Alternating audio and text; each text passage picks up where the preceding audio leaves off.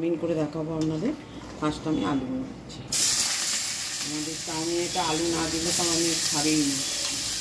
আলু ভাজা দিলে চাউমিনটা একটা আলাদা টেস্ট হয়। দেবো সব রকমই দেবো, তার মধ্যে আলু একটা থাকবে।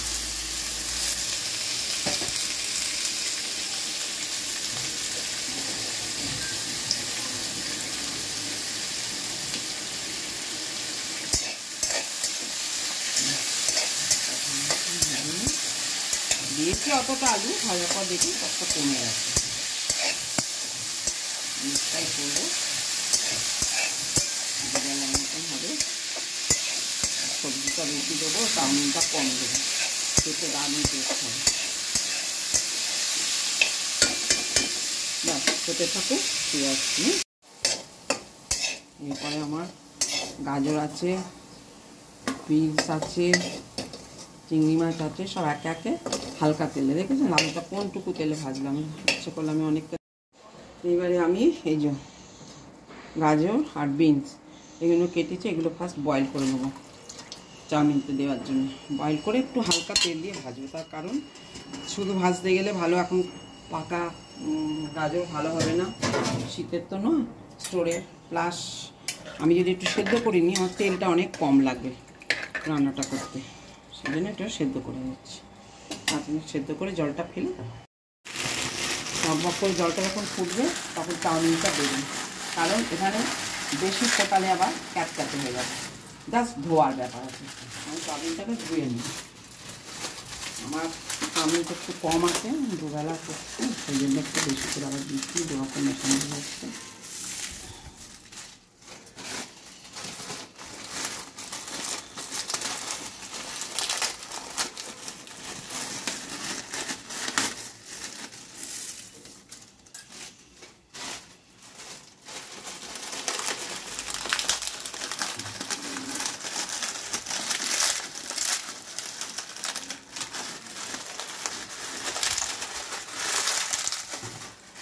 হয়ে গেল, এটাকে খুব জাস্ট নেড়ে নামিয়ে দেবো, কারণ নাহলে ক্যাটক্যাটে হয়ে যাবে। দেখুন জলটা ফোটার পর দিয়েছে, এটা জাস্ট গরম জলে ধোয়ার জন্য, সেদ্ধর জন্য নয়। সঙ্গে ছাকনাটা রেখে থালাটা ধুয়ে তুলে দেবো। এবারে আমি চিংড়ি মাছটা একটুখানি হালকা করে সেদ্ধ করে নেব, কারণ ওর হাত পেছনে যে শিরাগুলো থাকে ওটা খেতে নেই, যেই একটুখানি সেদ্ধ করব দেখবেন শিরাটাগুলো সব বেরিয়ে যাবে। পেছনে একটা নোংরা থাকে না, এটা সেদ্ধ করলে বেরিয়ে যাবে, এই জন্য একটুখানি হালকা সেদ্ধ করে নিই, তারপরে ঠিক আছে। তেল দিয়েছি কড়াতে, এবার দেখুন হালকা করে এগুলো একটুখানি জাস্ট নেড়ে নেবো, বেশি ভালো না। চাইনিজটা বয়েলদের উপরেই চলে, আমি একটু হালকা করে ভেজে নেব, যেহেতু এটা ইন্ডিয়ান চাইনিজ।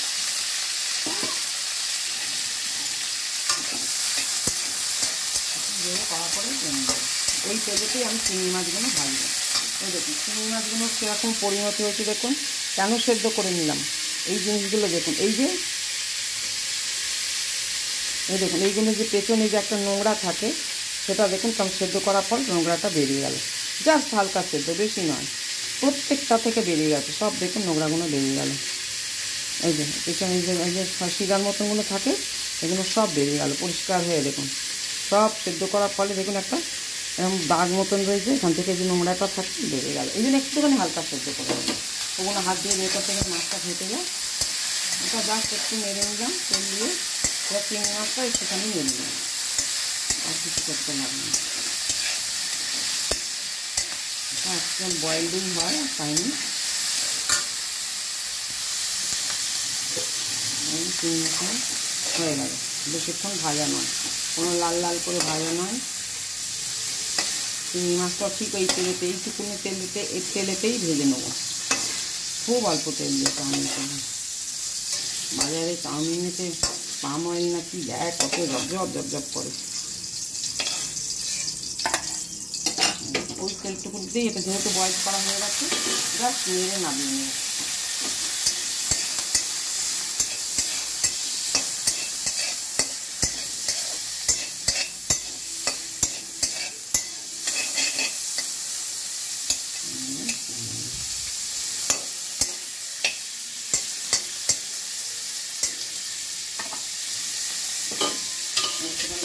দাঁড়া। দেখুন আলুটা ভাজা হয়ে গেছে, খুবই অল্প তেলে ভেজেছি। এটাও দেখবেন জাস্ট তেল দিয়ে একটুখানি নেড়ে নামিয়েছিলাম, কারণ অলরেডি বয়েল করা আছে। এরপরে তো আমি চিংড়ি মাছটাকে ভাজবো, জাস্ট হালকা করে ওটাও ভাজবো, বেশি নয়, কারণ অলরেডি বয়েল করা আছে।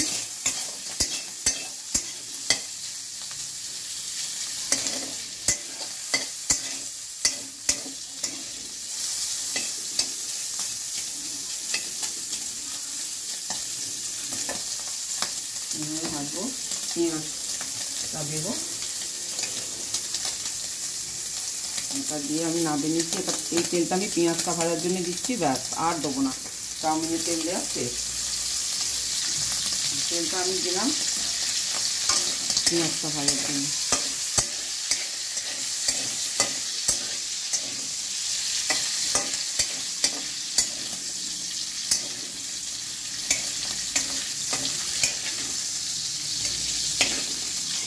চিংড়ি মাছটা তখনই আনবেন, দেখুন পেছন থেকে ওই নোংরা শিরাটা কেউ বের করতে পারে না, সেটা একটুখানি সেদ্ধ করবেন, 1 2 3 4 5 বলে হালকা সেদ্ধ করে নিলেই দেখবেন ওটা সেদ্ধের সঙ্গে জলের সাথে নোংরাটা বেরিয়ে যাচ্ছে, ব্যাস।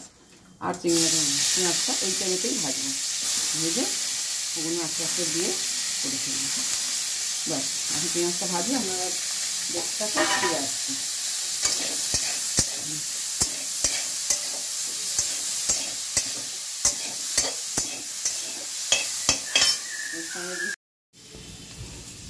কাঁচা লঙ্কাটা কুচিয়ে দিচ্ছি, শুকনো লঙ্কাও একটু দেবো আমি,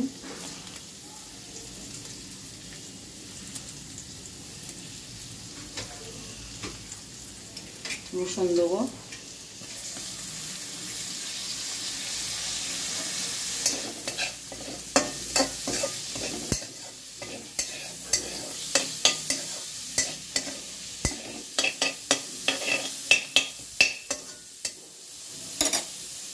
দেখুন মাছ ভাজা এগুলো সমস্ত দিয়ে দিচ্ছি, ভাজাগুলো।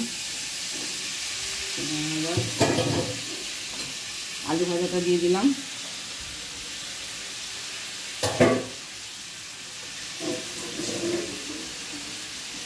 শুকনো লঙ্কা দিচ্ছি একটু,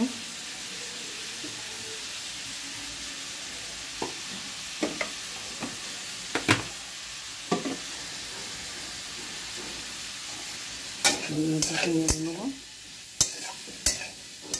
নুনটা লাস্টে দেবো, ওটা চাউমিনটা দেওয়ার পর কতটা লাগে, আর ভাজাগুলোতে তো অল্প সয়া সস দিলে নুন লাগে না, সব দেবো। ব্যাস, চাউমিনটা দেবো,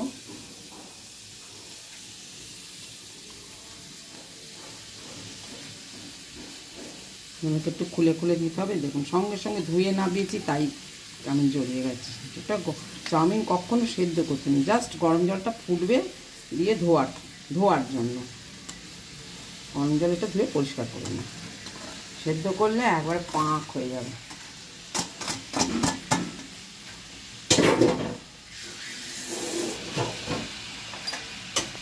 এবার একটু নুন দেবো অল্প,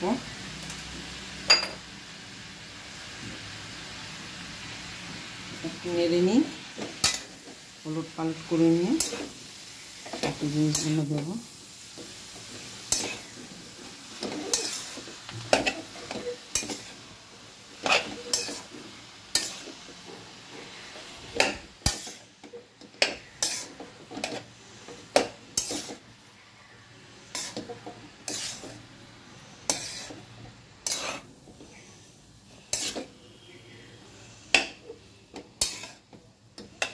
ব্যাস, এবারে সসগুলো দেবো, সোয়া সস দেবো,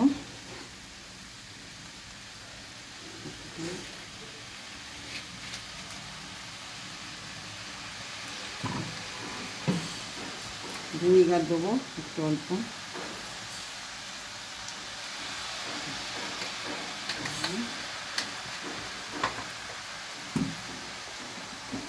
চিনি দেবো, ইন্ডিয়ান চাইনিজ হচ্ছে যেহেতু,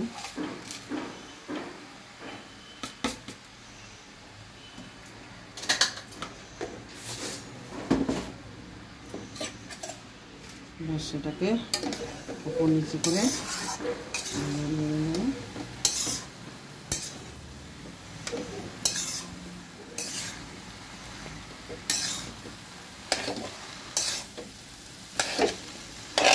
বড় জায়গায় চাউমিনটা করতে হয়, নাহলে সব পড়ে যাবে। তার জন্য আমি বড় কড়াটা নিয়েছি।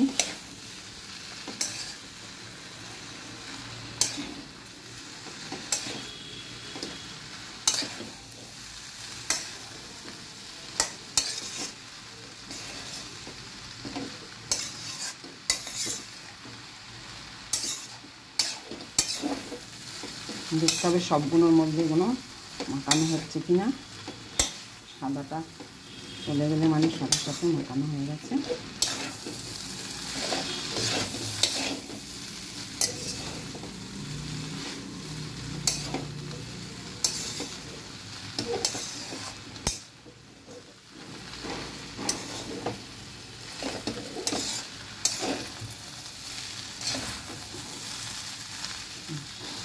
এই হয়ে গেল আমার ইন্ডিয়ান চাইনিজ। ইন্ডিয়ানটা যেভাবে